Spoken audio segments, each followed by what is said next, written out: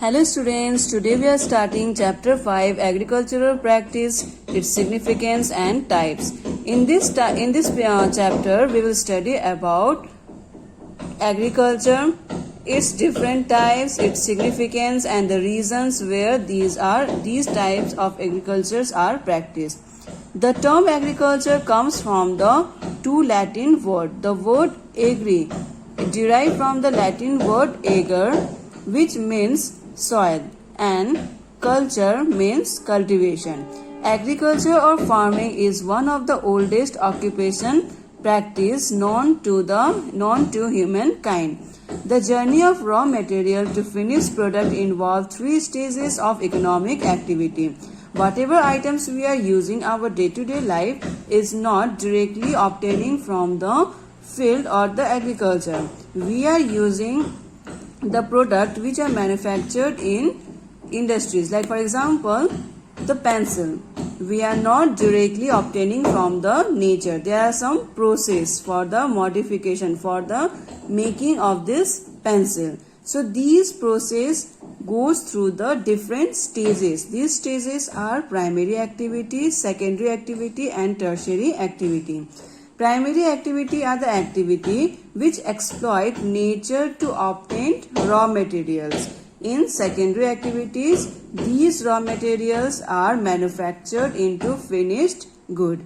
And in tertiary activities, they provide services. Example of primary activities like agriculture, fishing and gathering, from where we are obtaining material from the nature. In secondary activity, these materials are manufactured. For example, steel manufacturing, weaving of cloth and baking of bread. Tertiary activities provide services to the primary and secondary activities, like for example, transport, trade, banking, insurance and advertising. In primary activities, natural resources are extracted and produced from the nature. In secondary activities, resources are processed into finished good. And tertiary activities, these provide support to primary and secondary sector.